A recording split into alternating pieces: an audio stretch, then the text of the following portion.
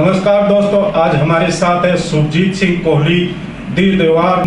उनसे जानेंगे कि स्वयं को जानो, स्वयं को पहचानो। इस क्या कहना चाहिए? स्वयं को जानो, स्वयं को पहचानो, अर्थात मैं स्वयं क्या हूँ। सर्वप्रथम मैं खुद को जान नहीं सका और मैं दुनिया को जानने के लिए तैयार हो गया। सो जो जानने वाला है, जिसने स्वयं को ही नहीं जाना तो दूसरों को कैसे जान पाएगा। तो जो भी किसी चीज़ को जानने वाला है, सर्वप्रथम उसे स्वयं को ही जानना है। मैं उस स्वयं को जानो, स्वयं को पहचानो कैसे संभव होता है।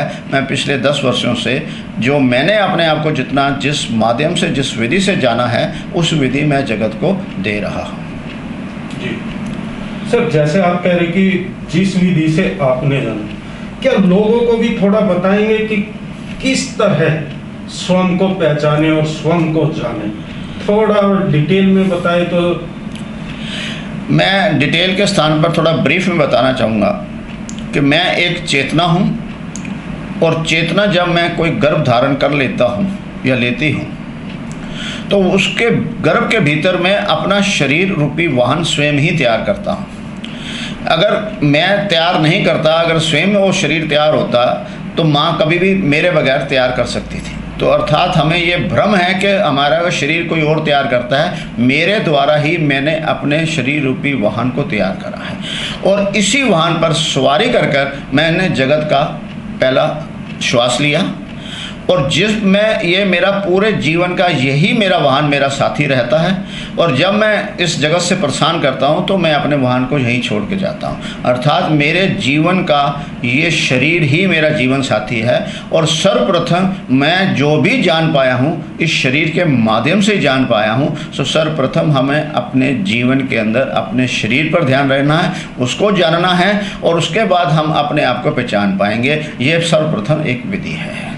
अच्छा सर, जैसे आपने एक विधि बताई कि कैसे अपने आप को पहचाने, थोड़ा सा मैं थोड़ा सा चेंजिंग करके एक क्वेश्चन करूँगा। जैसे किसी इंसान को आगे बढ़ना हो स्वयं को पहचान के, जैसे कि आज की हम बात करें, एक दूसरे के ऊपर चढ़ के आगे बढ़ता है, मगर जो आपने इतनी अच्छी चीज़ बताई उसी से अपने आप को आगे बढ़ा सकते हैं। सर्वप्रथम कि कोई भी आदमी दूसरे का स्वामी नहीं है और ना उसका कोई स्वामी है। दीदेवार के मत अनुसार वो हर व्यक्ति विशेष स्वयं का स्वामी है और स्वयं के स्वामी के अनुसार वो अब जगत के अंदर जो भी चीज़ सृष्टि ने दे रखी है वो अपने अनुसार ही लेता है। अगर वो श्वास लेता है तो अपने अनुसार, अगर कोई दृश्य देखता है तो अपने ही नेत्रों के द्वारा देखता है और कुछ सुनता है तो अपने ही कानों के द्वारा सुनता है। अर्थात वो कभी भी दूसरे का सहारा नहीं बनता और दूसरे ने उसको कोई इन्फॉर्मेशन दी है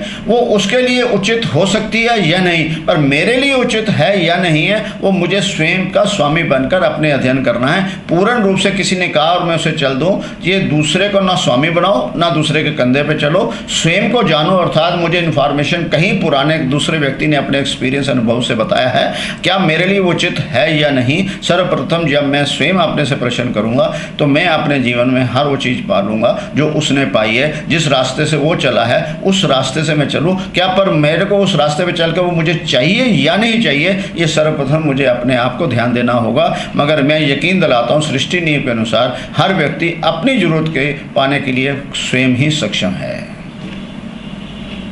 Like, share and comment. To subscribe this channel, please press the bell icon.